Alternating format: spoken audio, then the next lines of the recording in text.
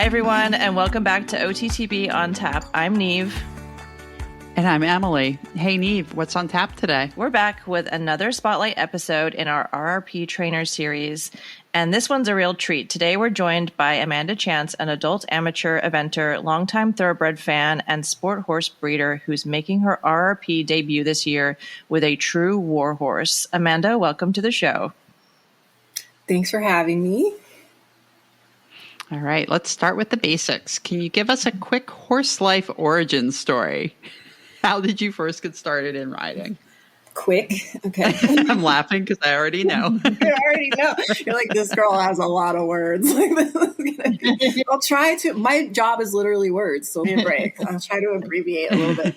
So my origin story, way back in the day, like really a long time ago, though, for real. So I don't know if any of y'all were in Girl Scouts, but if you were, I was for a short time. You had a horse badge. It was a gateway drug. That was a dangerous because I loved horses. Like little girls just love horses. I guess at least us, whatever's wrong with our brain chemistry. So I'd always had My Little Ponies and stuff, but no one had put me on a horse. And that act was literally just the beginning of the end for my parents, really. We got our horse badge trail riding somewhere. I was in Arkansas at the time when I was a kid. And then I just wouldn't shut up. Like I wouldn't shut up. And I basically badgered them into taking me to lessons, weekly lessons. There was this farm. We lived in Little Rock, this farm called Shadowcroft in Roland, which was near this mountain in Little Rock. All I remember was driving there all the time. And I rode whatever. I fell off a lot. There was one lesson where this horse would just trot to the corner and abruptly stop, and I would fall off every time. So every corner is just plop, there she goes. On again. To the next corner, plop, there she goes. It didn't bother me. I was like, oh no, back on. I was just really happy to be there on a horse. It couldn't be bad. And then we moved to Texas, and my parents saw an opportunity here. They were like, if you find somewhere that'll give you lessons and you set everything up, we'll take you. I'm 12 years old, right? This is a mistake. Here, it's like 1990, I don't want to tell you, late 90s, with a phone book, like Yellow Pages. And I just go to like stables. Yeah. And I just start going down the list, calling, and I'm very introverted. I don't like making phone calls now as an adult. So that tells you how motivated I was. Yeah, I just started going down the list. And finally, this farm called Kingsbridge returned my phone call because obviously no one answers. Obviously not. They returned my phone call, which is, Lord only knows what I left on that message. Like, I was awkward as hell. I cringed to even think.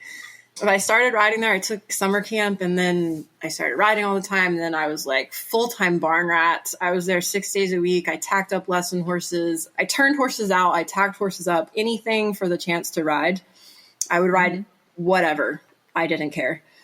And I got known as the kid who didn't care. So sometimes I rode some really not great or polite horses. Yeah. But it didn't bother me. I was just happy to be on a horse.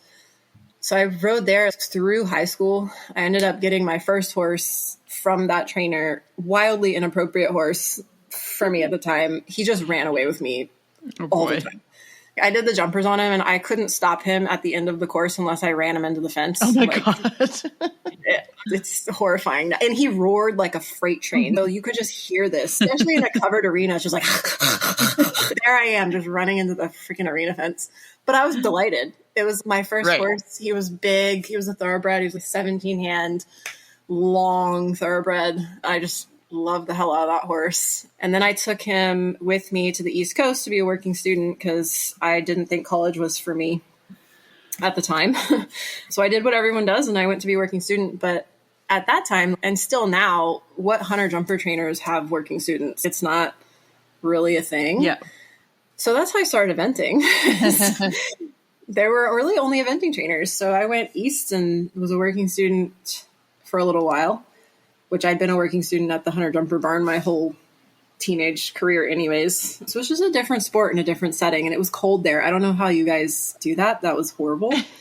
It sucks. I didn't care for it at all. I came running home with my tail between my legs 2 weeks into real winter. I was like, that is not for me. I was wearing all of my clothes at one point and I was still freezing. Yeah.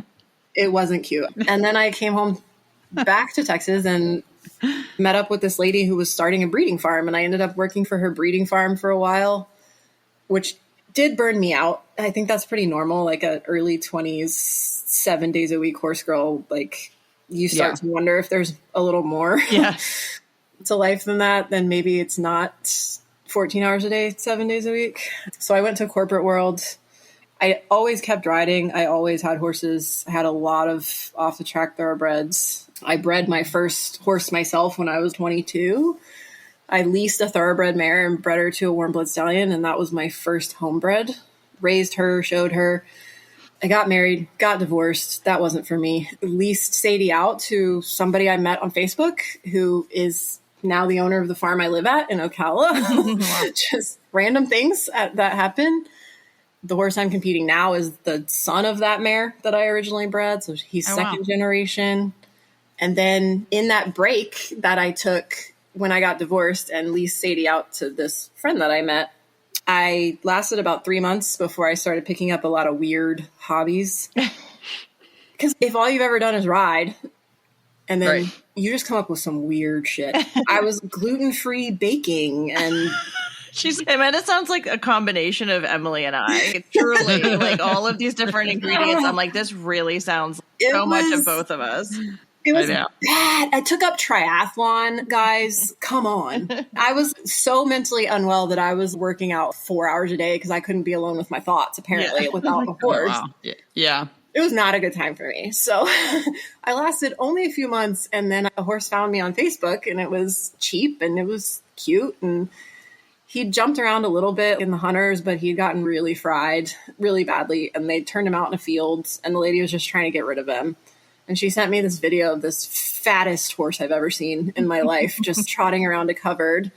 And she was like, if you buy him today, I'll sell him to you for $900. And I was like, what could go wrong? Okay. So my intention was to resell him. That was my whole goal, was to get my mare back after she was leased out for a while and keep showing her and then sell this horse. And that is not what happened. That horse took me on quite a journey. So I started blogging when I had him, and I ended up eventing him through preliminary level. He changed my life, that horse. He's an off-the-track thoroughbred. He never raced. He trained. He never raced. So whatever you want to call that. That was a long origin story. That's okay. Sorry. So that kind of leads us into this, which is, for those that might not know who you are yet, you've got a really strong voice in the OTTB community. Can you tell us a little bit more about your blog and your podcast, Breed.Ride.Event? Yeah, so that was also an accident. I'm just really not good at intentionally doing things, but I guess I have a strength for just following weird rabbit holes. I don't know, because everything good that's ever happened to me has not been by my intention. I've always liked to write. I took a lot of journalism and creative writing classes in school. It wasn't a career I followed, but I've always liked it. And at that time, Neve, you remember, you blogged a little bit. The blogs were popping at that time. That was like blogs were the original podcast. Yeah, like 10, 12, 15 years ago, the blog scene was where it was at. And one of the girls that I rode with at the barn, she had a blog that was quite popular. And she was like, oh, you should blog. And I was like, meh. And I was like, that might be fun, because like I'd just gotten Henry, the $900 Facebook horse that I bought randomly. I'll just do it a little and for my own enjoyment. And if I keep up with it, great. If I don't, who cares? Maybe I can just use that as a way to track his journey, his training. And that really went off the rails fast. What started very casual really took off because everything was so popular then that people were really insatiable for interesting stories or cool horses to follow or people that blogged regularly. So I was expecting to be speaking to the void when I started, and it was not like that at all. I got a lot of followers really fast, and Henry was an interesting horse to follow. And so I just started writing a lot, and that was 12 years ago. And it was originally called the $900 Facebook Pony because that was Henry. He's not a pony, but I called him a pony. It doesn't matter. And I just kept writing and writing, and I got a lot of joy out of it. I think many of you know that. There are pros to sharing all of these things on the internet, and there are cons to sharing all these things on the internet. And I'm actually a really introverted, pretty private person. So I've had to learn how to balance that and sometimes you learn the hard way with repercussions of the things that you say on the internet. So it's a learning curve for sure. And there are days where I just wish I could delete everything and disappear and no one would know who I am. The tension between me and disappearing forever is quite high some days. But at the same time, I've gotten so many opportunities because of that and made so many connections like this and the community that has come from it. It's interesting because like when I started, I was maybe 30, not quite 30.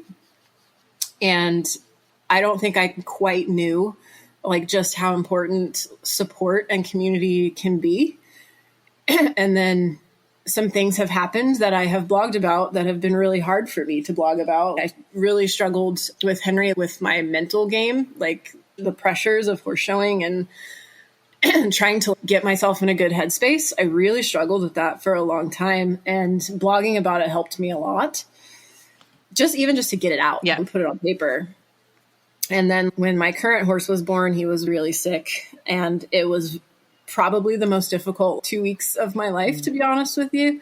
He was in the hospital. He had a 5% chance of making it. He was so sick, and to just sit there and watch him struggle was really hard. And the number of people that came forward from my blog to support me in that, and businesses that came forward to just offer their support, even just asking how he was or sending good wishes, it changed something in me fundamentally. Yeah. At that time, I didn't know how important that was. And then that happened, and I was like, this is actually so crucial to my development as a person and who I want to be and what I need to remember is important. So what started as a silly little blog really honestly changed my life significantly. And the position I'm in now, none of it would be possible if I hadn't started that blog. And it's morphed now. It was the $900 Facebook pony. And as Henry phased out of his career and Presto started to come to the forefront, I changed it to Breed.Ride.Event because I am quite involved in breeding now also. And when I started, I really didn't think I was going to event again. I thought he was going to be a jumper. So things have changed in 12 years. But it's been mostly good. And as blogging, it died off. I do think it's starting to have a little bit of a resurgence. I struggled with, do I continue it or do I just fall off? Most everybody else did. Yeah. And I ended up taking a middle ground. I used to blog 5 days a week, and that's an incredibly time intensive. When I worked a 9 to 5 and I had a lunch break and didn't start my day until 7 a.m., like that was a different story. Whereas now I have to hustle. Yeah. Every minute of the day is a hustle for me. So it started to be really hard to justify that. And so I started moving some of it behind the Patreon paywall. So now most of my videos are there. If I have lesson videos, show videos, I do hack chats where I'll just be hacking and just talk through updates. And my friend Hillary does it with me. And we just have a lot of content in there.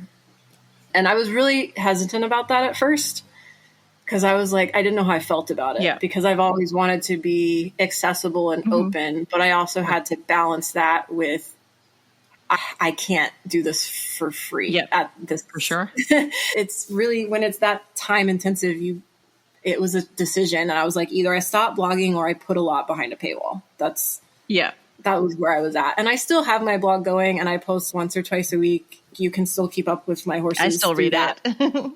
Yeah, you can still keep up and know what you need to know. I don't share as much. There's not as many videos. There's not as much, but I still try to, the people that can't afford to or don't want to for whatever reason, I totally respect that. I still try to keep enough content there that they feel like they know what's going on. But it's been an interesting, sometimes I just stop and I'm like, how did that one little decision that I made sitting in the ring in the middle of a lesson with this girl being like, you should start a blog. I can vividly remember the conversation. I would never have guessed that. Like everything that I am and have now in my life that it is now is because of that one decision. Yeah, it's amazing weird. How those things send stuff into the world. And we've experienced that now with the podcast to a certain degree and just some of the avenues and places it's taken us and people that we've met and lives that we've touched, and we're just getting started. So it'll be really cool to see how we feel about this in another 5+ years. There's a lot of power in putting things out in the universe. You think it's stupid or you think no one will care. It's crazy how many people just having somebody go, I've felt that too. Yeah. It just makes such a big difference to everyone, you and them. Yeah. I've learned more about myself than anything else from doing it, but it's incredible. That's really cool. Before we dive into your RRP horse, we'd love to hear more about your current string. I know you have a broodmare, and your current competition horse have some similarities in their breeding, I believe. And so tell us a little bit about those guys. So Presto is a 2nd generation homebred. So he's my main competition horse. He's 8 this year. I believe it's crazy to me to think that I bred his dam is sitting out in the pasture here right now. She's 18 this year. And I'm like, how the hell did I get this old? That my first homebred is 18 years old. That's insane. It's crazy to me that Presto's 8. Yeah. What the hell? I was blogging for years before I even bred Presto. So everybody's been with him every step of the way, which is really cool because it feels like he belongs to a lot of people. But he's my main guy. Nicest horse I've ever had. Potentially the nicest horse I'll ever have, honestly. So he's interesting. He's a lot. He's obviously his dam line's Thoroughbred because that was the mare I started with that I leased and then bred to this Hanoverian. And then his sire, Mighty Magic, is 88% Thoroughbred. He's by Mytons out of a Baltic mare. So it's like European, but it's all originally from the US because they just stole our horses. So he's 80% Thoroughbred, and he's a cheeky little guy. He's not little. He's 17 too. But, with a big white eye. With the white eye, he looks like chaos, and he's not boring. I've never been bored a day in my life. He matches my chaotic energy. I think he's hilarious. Other people don't agree. My friend Hillary is horrified by him at all times. It's just a lot. And I'm like, yeah, but it's funny. She's like, no, it really isn't. It's possible that I have created some of it. I'm willing to admit. You certainly don't do anything to tamp it down. I don't. I think it's so funny. I'm very entertained. He's got so much personality, and it's just, I don't know, the horses are meant to be fun, and I like for them to have personality and expression. And as long as he's not trying to kill me or be rude, be yourself, man. I don't care. So he's my main horse. We've done 2 preliminaries. We just moved up this season. He's still not challenged by that yet. He's still not paying attention. It's great. I'm paying attention. I'm terrified. He's like, so I have him. And then Henry is still ticking. He's 18 now, which is also crazy. He was 6 when I got him, when I started that blog, which is nuts. He's still sound. I evented him through preliminary. And at that point, there was no modified. I was in Area 5. I was in Texas. There was no modified. And I just thought preliminary was too much for him to stay sound. He's got kissing spine. He's got a spur in one knee. His legs go a lot of different directions. He's not built. Like, his neck comes out really low. He's downhill. He's short, fat, round little meatball of a horse. You wouldn't look at him and go, yeah, I want to jump that thing around a preliminary. Yeah. He did it because I asked him to. That horse is all heart and all try. But we ran 4 or 5 preliminaries, and I was like, I just don't think he's going to stay sound if I keep asking this of him. And he didn't owe me shit at that point. I bought that horse to do 3-foot jumpers and sell him. And I never wanted to event above novice ever. I thought that looked stupid and terrifying. No. And it is stupid and terrifying. So he took me around preliminary and just was an absolute patron saint. I just think that's enough for him. I would like for him to be sound for a lot longer. And I thought I would get 1 or 2 seasons out of him. And I don't think he would have thrived. Yeah. So I decided that was enough for him. And I literally jumped him this morning, and he freaking dragged me to an oxer, landed bucking, and like cackled. I was going to say, he's still trying to buck you off every day. So. Yes. He's going to go cross country schooling tomorrow for the first time in 6 months, and he's going to be absolutely feral. But that's what's great. That's why I wanted to quit with him when I did, is because I want him to be able to continue to do. He's a thoroughbred. He wants to work. He wants to have a job. He's very happy out here just dragging us around, being a complete turd. But he'll jump from anywhere you put him. He's got a smile on his face. He's just playing. Yeah. And I think that's great. And it worked out for me because I also have another horse I can work on the skills that I'm working on with Presto in my lessons. I can come home and have a practice horse. So it's worked really well. Yeah. And then Rubes is my RRP horse. So I've had him since July. And we can get into what he's doing later. Yeah, actually about to just ask you about that. I do have the brood mare. So I have... Oh, yeah. She's 4. She's by a Thoroughbred stallion, which you guys have probably, if you've looked at stallions at all, his name is Saccatini. So he's a Bernardini son. He's local here to Ocala. And she's out of a mare by Mighty Magic, which is the sire of Presto. And then the dam line is like Ramiro Hanoverian. And she got run into a fence when she was a yearling and chipped a little bit of her neck. Like she got a little bit of an injury in her neck, and she's sound and she's fine, but she would probably develop neck arthritis having to actually do a job. So her owner very graciously offered her to me because she knew the breeding was up my alley. And Mighty Magics are chaotic. And if you don't like it and you're not prepared for them, they're not fun. She was like, I don't know if this one is one I want to keep, but would you be interested in? I was like, obviously, yes. Sign me up. Some more to the chaos train. It's a Mighty Magic thing, 100%. Good God. Sometimes they both look at me and I'm like, oh my God, it's the same look. They look really similar. They have a very similar look. She's just 2 hands shorter than him for whatever reason. And she's got more warm blood. I don't know. Make it make sense. But so I have 4 currently. Gotcha. So did you breed her this year? Yeah, so I own her in partnership with my friend Hillary, who I also do my Patreon with. She's my BFF. We just do everything together, basically. So I own her with Hillary, and we bred her to a stallion from the UK called Future Guilty Pleasure, who's competed through, I think, intermediate. He's with Alex Bragg right now. Okay. He's young. Really nice horse. Really cheeky. So this should be great. Perfect. We confirmed heartbeat last week. So she's safely a month and a few days in full. And we'll probably sell that one. I think we're going to breed to sell the first few and then figure out if we want to keep any of them because we've got a lot of horses at the moment. So no. They are multiplying fast. Yes. Let's talk about your makeover partner. What is his name and how did you find him and what made you say this is the one? So he found me. I would like to point that out. There was an ad that was targeting me very specifically, looking for a specific kind of person for this horse that was very well known in Pennsylvania because he'd raced 100 times and he was known as just like a do-gooder, tried really hard. He made everyone money that owned him, that horse.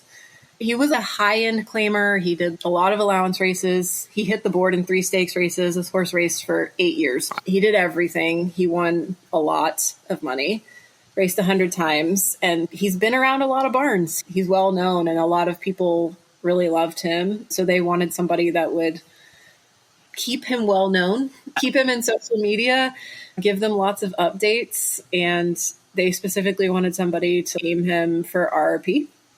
And I was like, I am an annoying person. I could definitely send you more updates than you could ever possibly want. I already have social media that's built in. Yeah. I want to go to RRP. What could go wrong? Yeah. He looked cute in his pictures. He looked like a sporty horse. The videos, his walk was what really grabbed me. He walked like an athlete. Yeah. You know when you see one and you're like, that horse looks like an athlete. He raced forever and won almost $1 million. He still looked in really good condition. His legs were pretty clean. Everyone that's seen him, they're like, he raced how many times? Yeah. I'm like, I know. I know. I remember his ad. And I saw his ad and I was like, ooh. I was like, I do not need a horse. I don't need another horse. I didn't either, but crimes were committed. And I don't know. I don't have a good... If something comes at me, I don't have the ability to say no. And that horse came at me. I feel like he really, he came for me. Yeah.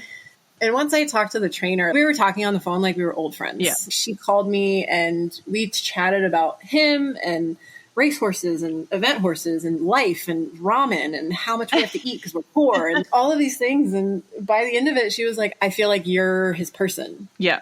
And she talked to the owner who was his breeder at the time. He'd gotten him back. He'd been claimed several times. It was Donnie Brown. Yeah. He got him back. And he was the one facilitating finding the right person. And Cassie and Donnie, they were both really great. And they were like, how do we get this horse to you? And I was like, I have this many dollars. How do we get him here for this many dollars? Yeah. So Donnie was flexible on the price. Cassie knew a guy that was bringing a load down anyway. He got to jump on there for a really good fill rate. Yeah. And he was here literally less than 48 hours later. That's awesome.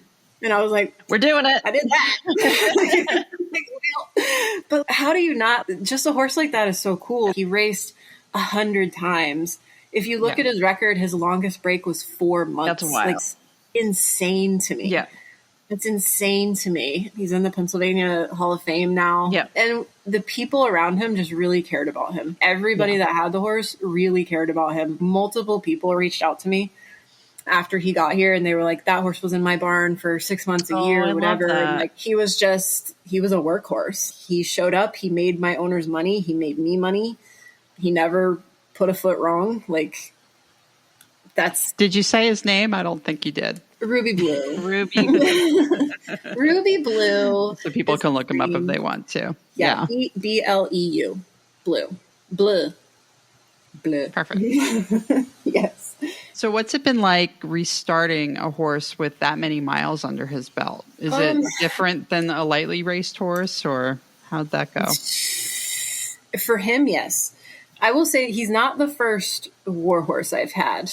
The horse that I found for RRP last year that I ended up selling way before RRP, he was really close to a Warhorse, like a couple races off, and he was 7, turning 8 when I got him. So similar situation, but these two horses really, temperament-wise, couldn't be more different. And you also had to let Ruby sit untouched for 6 months, which was probably incredibly difficult.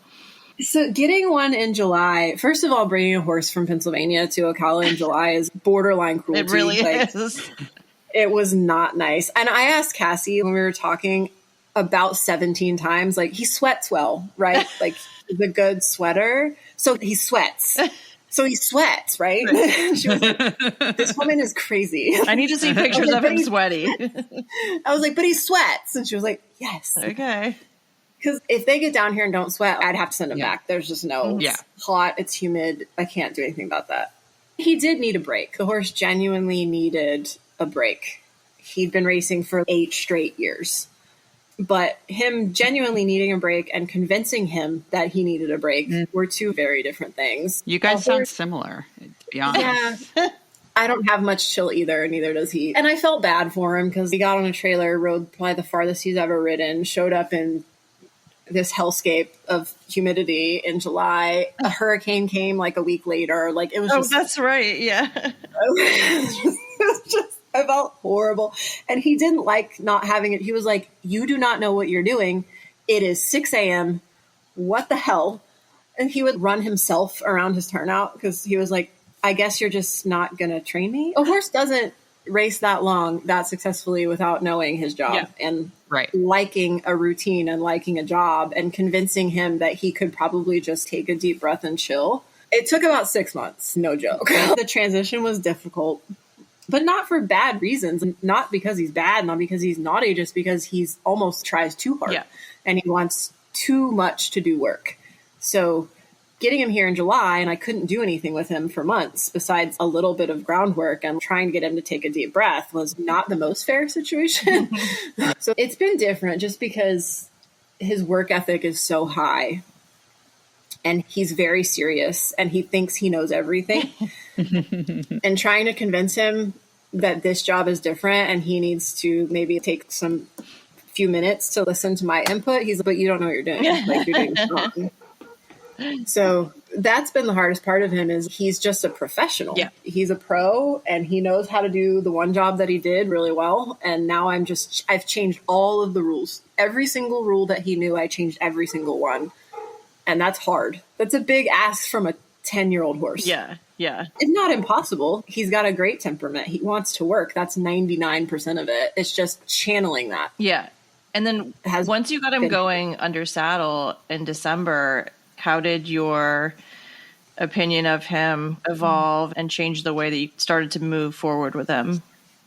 We spent the first few months addressing his body and he was very well taken care of on the track. I have to say that immediately. All of his connections really took care of that horse. Clearly, obviously, he made it as far as he did with clean legs. He was very well taken care of, but he had a job where he ran this direction, and that's his job. And he ran a lot, and he ran fast. And that takes a toll on his body, obviously. So the first few months, we're just trying to get his muscles to loosen up and figure out if he needed any help anywhere, maintenance-wise, and get him to understand that he could move his body different directions. Because he knew how to put it in one place and go really fast that direction. But getting him to be like, you can bend this way, you can bend that way, your hind end can be independent. And he was like, what? He really was just like, what the hell? And making it physically possible was thing number one. And then making it mentally possible was thing number two. So we did a lot before I ever really got on him. We had done a lot to address chiropractic, body, feet.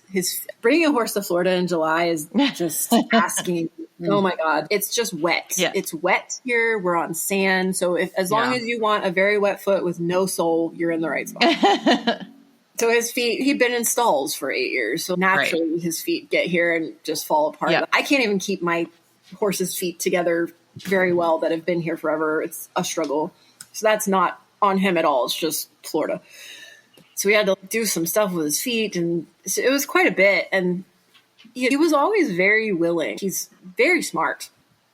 He's very willing to learn. And by the time I got on him, I knew we had addressed some of the physical things. And then I got on him and I felt a couple of other things. And I was like, I feel like we have more to do to get his body where I felt like it needed to be, which is normal post-track aftercare. Then a little extra for him because he's a little older and did a little bit more. I've done more aftercare on 4-year-olds, to be fair. But he was always very willing to learn. He's very eager. He's a little over-eager. All the good ones are, right? Yeah. But he's a worker bee. He's a worker bee. It sounds like maybe it was good that you did get him a little bit early to help train, give him that extra time for the transition. I wish it hadn't been July. Yeah. The worst. Maybe October would have been better. The worst part, Florida in July, there's not much worse than that. The mosquitoes were huge. There were hurricanes. We had literally 3 hurricanes in the first 2 months he was here. I was like, sorry. His feet fell apart because it's so wet. And I was just like, oh my God. He hates mosquitoes. It took a while to understand turnout. If there was a mosquito in turnout, he lost it. Oh, he lost it entirely. I had to bring him inside. He couldn't cope. If he heard a mosquito, he would just start running. Oh my God.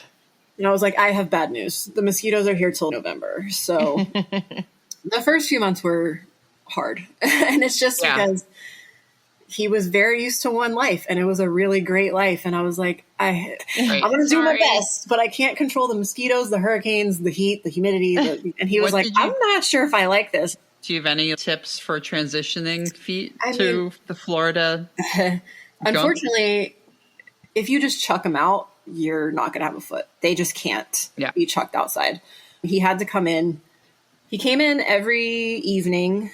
I basically left him out until the mosquitoes started, which is 5 or 6. And then I would bring him in and cover him head to toe in 4 different kinds of bug spray, literally, and his fly sheet. And he still was not happy. And he stayed in until the next morning. I would try to let the dew, we have very heavy dew in the summer. So I would try to let some of the dew burn off, but he sometimes couldn't quite make it that long. So I had to ease him into turnout. He had to spend some time inside to let his feet dry and to be away from the mosquitoes. Yeah. As much as I would love to say, chuck them all out. That's just not realistic for some of them. And it's not to their benefit all the time. Yeah. And the environment and the climate really do play a huge role in that as well. It's not to his benefit to be standing in wet 24/7, especially if he's getting eaten alive by mosquitoes and running in panic away from them. It was the first few months I was like, I feel terrible that I've done this to this horse. He's fine now, but the first few months he was like, what the hell?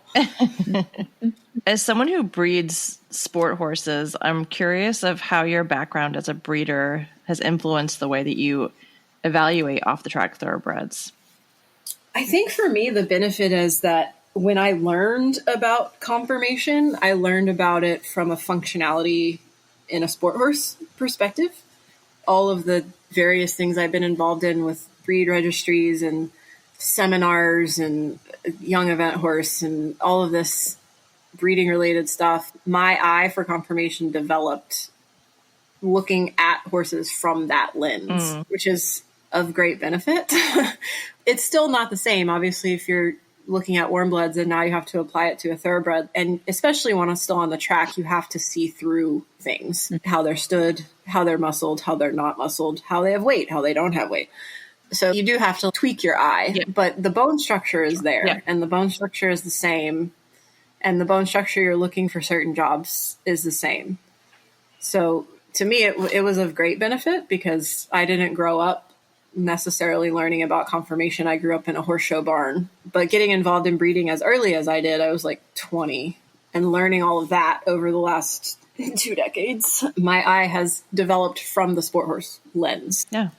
Are there certain traits or types that you find yourself drawn to that maybe others might overlook, or what really stands out to you? I have a type for sure. It's called chaotic. It's not everyone's cup of tea, but I do have a type. Yeah. I like them a little bit long. I like a little bit more neck. I would rather have more back than a shorter. I jump things, right? If I was a dressage person, this would be very different. But as someone who wants to run and jump, I want them a little longer rather than shorter. My personal preference. I like long legs. I like a longer neck. I like a long humerus with a good slope to it because I think that's very indicative of stride length and jumping technique. So I always look for that. But I like a more long-lined, long-limbed type of creature. And I would prefer a little bit taller to a little bit shorter just because I feel more comfortable with more horse in front of me. I prefer to ride the horse up in front of me. That's my type. So we have to fight over them, basically. Yeah, I was going to say, you two have the same type. She would have loved Alex, probably. Honestly, my Presto horse is like, he's a little too tall. If he was 16'3", but physically that horse is really close to my ideal type, and he's long. Very cool. Would you ever consider using a thoroughbred, your RRP horse, in a breeding program if it were a mare? And do you see value in them as far as like sport partners? Yeah, so this is a great question. So obviously Presto is from originally an off-the-track thoroughbred mare. I leased the mare, bred to a stallion, got Sadie, bred Sadie to Mighty Magic, got Presto. So the dam line is off-the-track thoroughbred. That's where I started. It was with that thoroughbred mare. Some of the best, most successful event breeders in this country started the same way, with a good thoroughbred mare. A good thoroughbred mare, you can breed to a good jumping stallion and you're going to get a good horse. It's going to be sporty. The thoroughbred just brings work ethic. It brings class. It brings athleticism. I think mixing a thoroughbred mare with a warm blood is just, to me, perfection. For an event horse, my perspective would change depending on, if you want a jumper or a dressage horse, it might be a little different. But I don't think for an event horse that there is a better mix of bloodlines. And as sport partners, obviously, I think all of the best event horses have thoroughbred, usually thoroughbred dam line. The Germans always say you put the blood on the top. They did that to preserve the type of the mare. So they kept the type of the warm blood mare. They just put more blood on it from the top. That's what the Germans were going for with that, breeding their jumpers and their dressage horses. That makes sense. But if you're coming at it from the event horse perspective, the blood on the bottom has actually proven to be more successful than the blood on the top. And it's because they tend to take more from the type of the dam. So if you have the thoroughbred type coming through more heavily and you're putting the elasticity and the power of the warm blood onto that thoroughbred type, how could you ask for a better event horse than that? Yeah. So to me, the thoroughbred mare is the key to breeding a good We're event going to horse. have to have you back on for a way more detailed deep dive into this because it would just be so fun. I will tell you, I am in the process of creating my next one.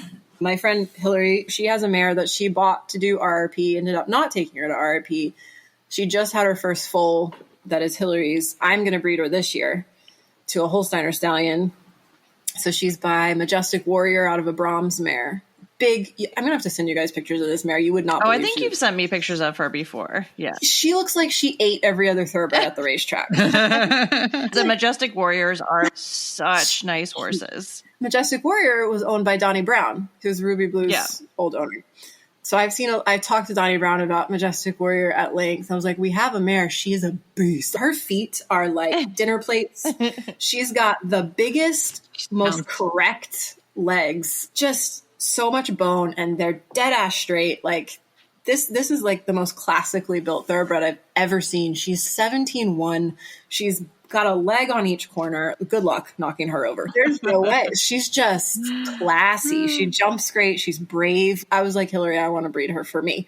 Like, I love that mare. And her first foal, amazing. She's gorgeous. Yeah. So, yeah, sign me up. Getting back a little bit to the RRP, let's talk about some expectations and your goals there. How has your journey lined up with your expectations so far? I'm one of those people that doesn't, I aggressively don't make goals necessarily, because I tend to get very tunnel visioned into specific goals. And then I lose sight of what's happening that maybe should make me change that. I don't have a lot of specific expectations. I'm not going to sit here and tell you, I want to go compete in this event and do this thing, and I want him to do this by this date. You're not going to hear that from me.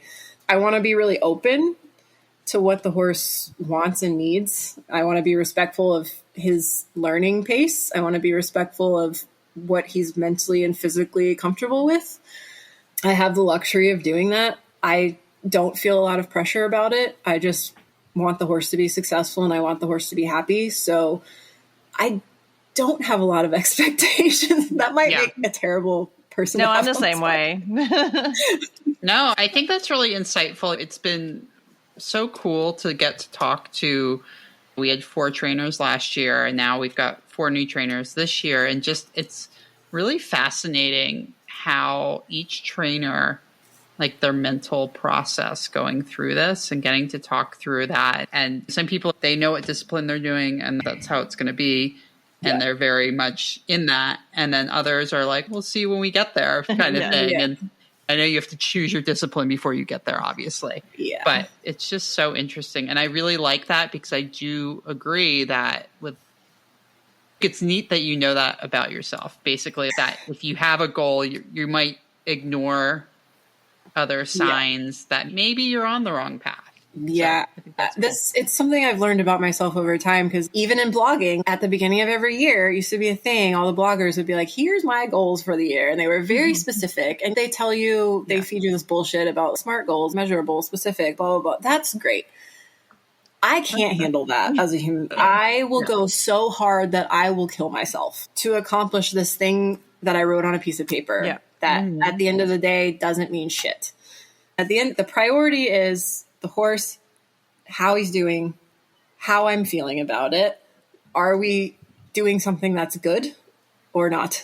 And that's what I want to keep the priority. And I have to go into it being very fluid, I think. Yeah.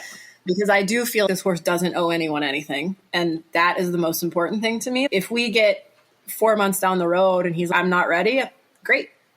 I'm not going to put the pressure on him. I think he's fantastic, but if he's not ready, we're not going to do it.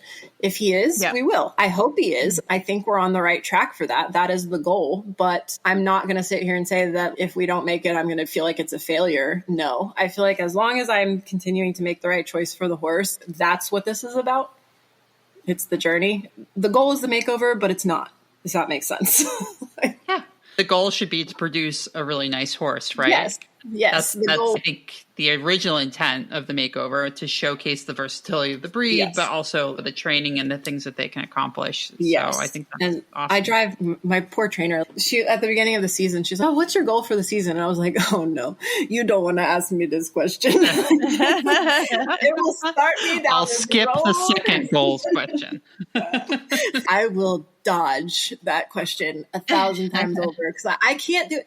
And the other thing is, I'm very competitive with myself, and I don't handle feeling like I failed very well. I feel very disappointed about it. And if there's not a reason to set myself up for that, I just don't I don't see the need. Yeah. Like, I just don't. Sure.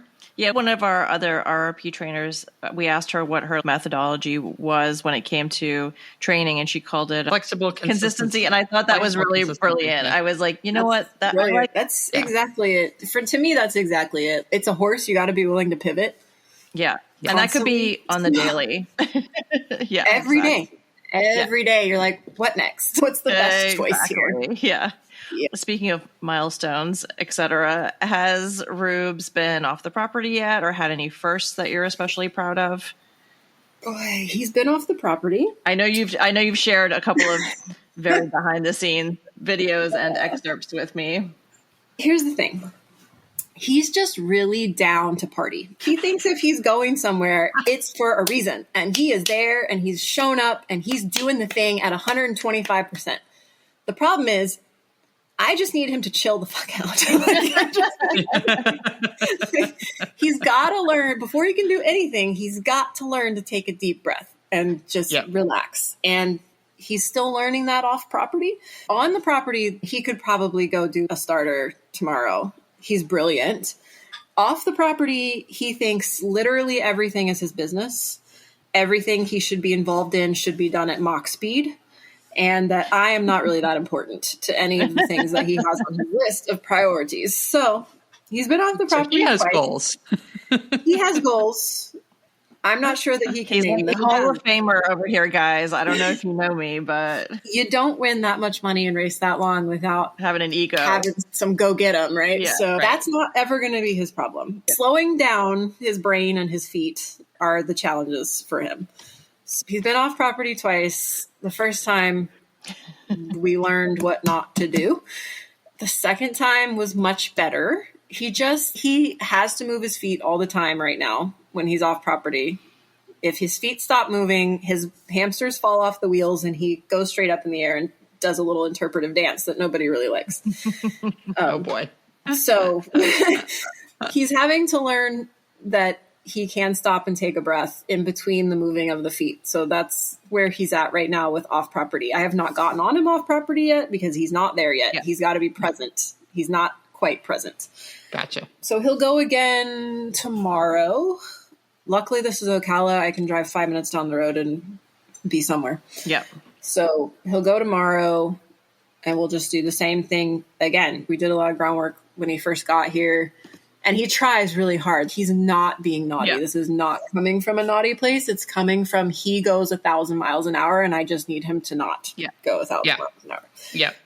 So that's his most at home. This horse is brilliant. He's just got to figure out how to go off property and keep it together. And it's really hard because obviously, especially with the ones that have raced a lot, but I found even with Oscar, the first couple times I took him anywhere and opened up the trailer and saw that he was just lathered in sweat, I was like, yes. Yes. And I was like, oh, he thinks we're doing something because he always shipped to race. And it's breaking that cycle of thought. It's tricky to be like, no, we're here just to... And I'm like, put your head down. Why is your head so high?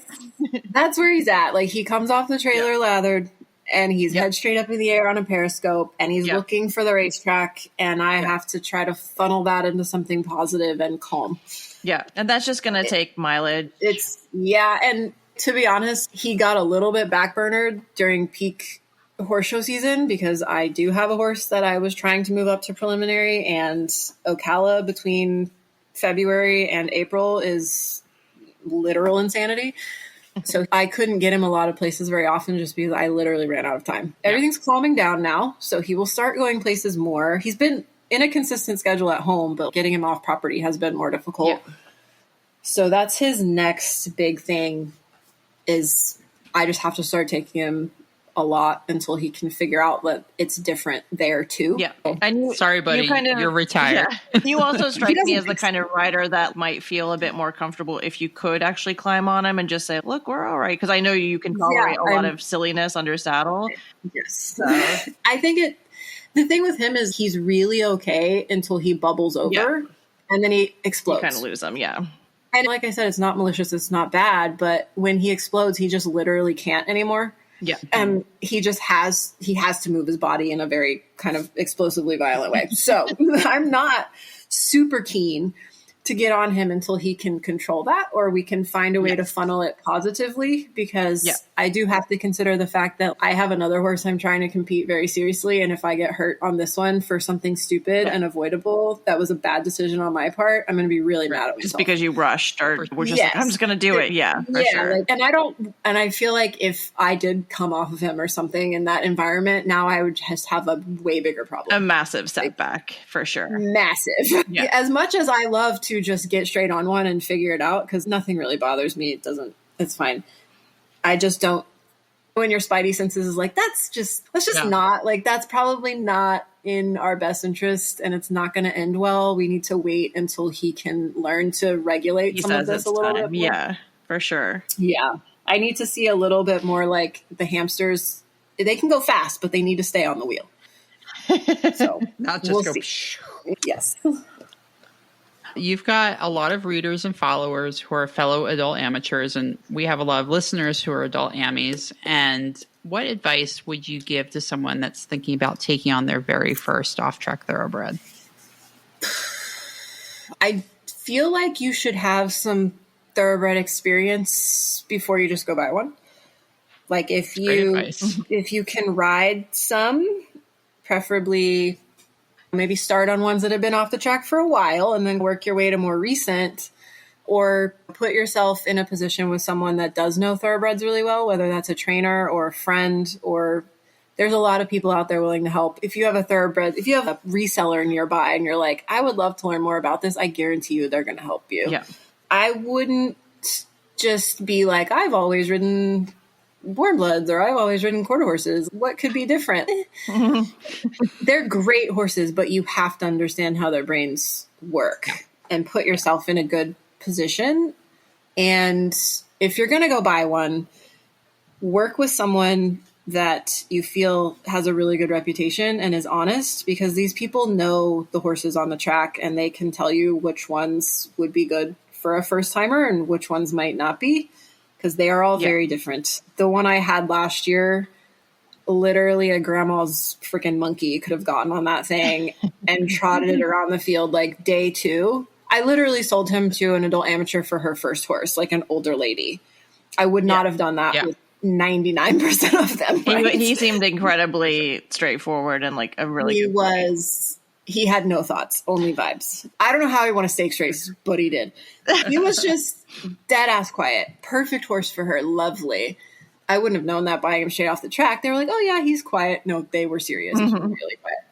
I would look for trusted people before you buy and really take into consideration what they say and be very brutally honest with yourself for what you're able to deal with and what you aren't. Because if you're the kind of person that has 3 evenings a week to dedicate to this, you need a very different type of horse than the amateur that has 6 days a week, multiple hours a day to deal with. And depending on your background, how much experience you have with a thoroughbred, don't set yourself up for failure with any horse. Yeah. But especially not one off the track. That's not fair to anybody. Yeah, I think that's some great advice. Yeah, definitely. What about first-time makeover trainers? Anything that you've learned that you wish you knew on day one? Read the rule book. Yeah. I live in perpetual fear, eventing, and literally my biggest fear is going to jail, if that tells you anything. So, I always feel like I'm in trouble, so I'm like very careful. Yeah, I loathe rules. I loathe authority, but I have a deep respect for not attracting their attention. Yeah. So I always feel very like I have to know the rules. I have to know what's going on. Yeah. And if I don't know the rule, I kind of panic. Yeah.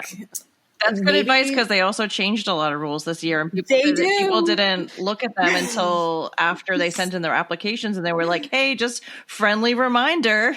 I have all of the dates outlined. I literally read the rule book. I'm probably the only idiot that as well. Sat down. Honestly, this is how dorky I am. I was like, I want to print this out. I have to page through it. I don't want to look at it. Yeah. Beautiful. Yeah, I know. I luckily come from a competitive background, so the horse show aspect of it very familiar to me. If you don't come from a horse show background, I could see it being more daunting. But for me, it's just, for me to be comfortable, I have to know the rules. So I've attended every webinar thing, and it just makes me feel better. And then I feel like I'm not constantly wondering if I'm doing the right thing. Yeah. Right. But I've also watched a lot in the past. Like I've always kept up with makeover stuff throughout the years. So it's not as new. And there's of a so concept. many resources as well in their site. And just, if you just Google or look on YouTube or whatever for different videos of the different disciplines and what to expect and things like that. Yeah. I think you can know as much as you want to know. Yeah. Yeah. That's great. Really. So I have a crazy question. How do you make sure that this stays fun, even when the progress isn't linear or life gets busy? I'm an idiot. I can make anything fun. This is what I was talking about. What I have learned from blogging is like, I used to have a really hard time. Like I'm my own worst critic. I'm very nitpicky. I'm not a perfectionist except when it comes to horses. And my expectations for myself are ridiculously high, unrealistically high. And I struggled for a very long time, and I got so much anxiety from it that I actually found myself showing up at a horse show and I was like, I hate this. This isn't fun. I don't know where I've lost this along the way, but like I've completely lost sight of the point.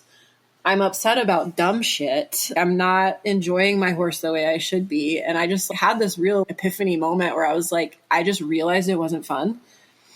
And I was like, I have to change this. Yeah. And I know it's coming from my brain. Like I'm the one doing this to me. So I need to figure out how to change this because this is a me problem. Yeah. It's a brain problem. And it took me a long time. It really did. Because you're having to reprogram your brain computer. Yeah. And I still have to consciously sometimes go, I'm being a bitch to myself. I need to step back and take a bigger picture look at this. I literally all the time, I have to do that to myself. After horse shows that don't go well, I'm upset because I did something stupid. Obviously, everybody's going to do something stupid. And I carry it for days. And I'm just like, why am I doing this to myself? Yeah. This has to be fun. I'm not a professional. I take it very seriously. I'm very committed to this. I work very hard, but everybody's going to make mistakes. I have to be able to have the mental fortitude to say, that's a mistake. It's not who I am. Yeah. And that's going to be part of the journey. And if I can't find joy in the process, and if I can't remember that this is supposed to be fun, I shouldn't be on a horse because I'm not bringing my best self to that horse. And I'm not going to make the best decisions for that horse if I'm constantly thinking that I have to do this thing or I have to achieve this thing. Yeah.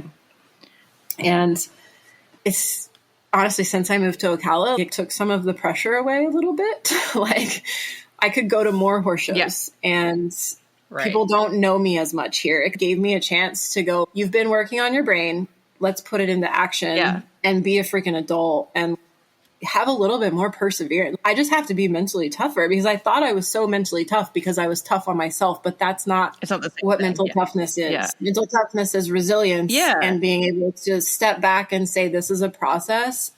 I have to understand that. I'm going to find the good and I'm going to go with that. Yeah. And having that actual moment of self-reflection, introspection, that ability to be able to actually slow yourself down enough to say you can be physically strong enough to do the job and compete and everything. But mental fortitude is not just about calming your nerves. It's about, like you say, learning how to live in the moment and enjoy the moment and not just be getting through moment to an end goal or for a competition result or whatever the case might be.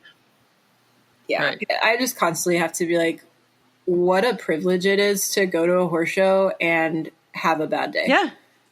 Yeah. I think there's that saying that pressure is privilege. And I think that's a thing that I think resonates with everybody and can apply to every rider in terms of wanting to be a little bit better than you were the day before. Yeah. And competition is important to me and being better is important to me, but nothing is more important to me than the horses. Yeah. And if I can't at the end of the day go, that wasn't a great day, but this is still a great homework learning, we're going to try again tomorrow and we're going to put this behind us. If I can't do that, that's a problem. that's something, and it's a choice. Yeah. It's not, I would love to tell you that's just my brain. It's not. No, you have to make it. It has to be part of like a little mantra that you're doing with yourself all the time to remember to take that time. You know, it does not come naturally to me. Yeah. I'm very hard on myself, and I relive. I could have 25 good jumps, and the 26th bad one is the one that lives in my brain. And I have to consciously go, I'm going to push that out. Yeah. I have to file that away and remember what those 25 felt like. The good news is you have a lot of really annoyingly good jump photos to look. Last horse show, I had about 27 bad jumps and 3 good ones. So that makes me feel any better. And that was the end of the day where I was just standing there and I was like, the good news is the me of 2 years ago would have been freaking ecstatic that I just ran around a prelim on my homebred and a couple things went sideways, but we're in one piece. He's happy. We have all the systems in place that we need to fix what went wrong today. The horse is happy and healthy. I learned something. Yeah. It's not actually a bad day. Yeah. That's awesome. You know, it's hard. It's that for me that's the hardest part. It doesn't come naturally to me, but making the choice and like acknowledging when your brain's going down a bad path is, for me, it's been key because I wouldn't be able to do this if it wasn't fun. This is hard. Like, yeah, it's hard. It's physically hard. It's mentally hard. It's financially hard. It's emotionally hard. It's long days. It's sweating. It's blood. It's tears. It's frustration. If you can't, this isn't sounding very fun. I know, Amanda. It's hard. Like it is. It sounds a little bit like MMA fighting right now. I mean, I work on a breeding farm too, so like I've got fingers broken by baby horses, and just there's something wrong with me every day, and I'm still happy about it. Yeah. Like, yeah. Baby horse broke my finger. I was playing with a baby horse. How bad could it be? Exactly. It's very easy, I think, to lose track of the reason we started. Yeah. In all of the hard. But 100%. You have to find a way to recenter your brain and remember, I do this because I love it and I love the horses, and that's what's most important. I think that's one of the things we find the most fun about doing this is like learning everybody's origin story and figuring out what is this common thread that keeps us all together. And really, it's just these 4-legged creatures that it's the one thing we all have in common and we just can't seem to stay away from. And I don't know. I just love it. But I was sitting on Henry this morning on this beautiful Tuesday morning at 9:30, sitting on this horse that I bought for $900 off of Facebook that took me to preliminary. And now he's 18. He's just standing in a field being happy. And I was like, this is why we do it. This is like my 8-year-old self. That's what I always like to think about. What would my like childhood version of myself think? I rode Gem on the beach last week and I was just like, and I've ridden other horses on the beach, but there was something really special about doing it with him and just being like, this is gonna just be one of the top best moments of my life. It's just so special to me. Even the bad moments aren't that bad. Yeah, exactly. Amanda, this has been super fun. Obviously, I think the three of us could talk for hours, and we're thrilled to follow along with your journey this year. Where can people find you online and keep up with your makeover journey? So my blog is Breed.Ride.Event.com. My Instagram is Breed.Ride.Event, all one word. You'll see a lot in my stories. I post a lot in my stories, not as much on my page. Perfect. And then Ruby Bleu has his own Facebook page. So just Ruby, one word, Bleu, BEBLEU, Ruby Bleu. And I post some stuff there too. So you can follow him any of those places. He's a character. He's entertaining. So awesome. He'll be funny to follow. And do you have any nonprofit or cause that you'd like to highlight while you're here? I love old friends. I don't know if you guys saw that TikTok with Silver Charm and the man that, oh my God, it was so cute. I'm going to have to send it to you. They were frolicking through the field together. Oh and I was like, yes, all of my available money here. Like, you know, please continue to frolic in the field. You love it. Any thoroughbred charity is obviously 501c. Check it out. But any thoroughbred charity is great for me. There's a lot of people doing a lot of good things for thoroughbreds, and any way we can support them is fantastic. Awesome. Thank you again for joining us. And for everybody listening, don't forget our next spotlight features Chelsea O'Brien, a returning RRP trainer and ambassador for Pastured Place. If you enjoyed today's episode, we'd love it if you left us a 5-star review on Apple Podcasts, Spotify, or Facebook. And don't forget, if you leave a review, we'll send you some OTTB on tap stickers as a thank you. You can connect with us on Facebook, Instagram, or TikTok and get in touch with us. Get in touch with interview suggestions or episode ideas anytime at ottbontap.com. And if you want more, from bonus episodes and videos to our Evaluate series and private insiders group, head to ottbontap.supercast.com to join. We love hearing from you. Cheers. Cheers.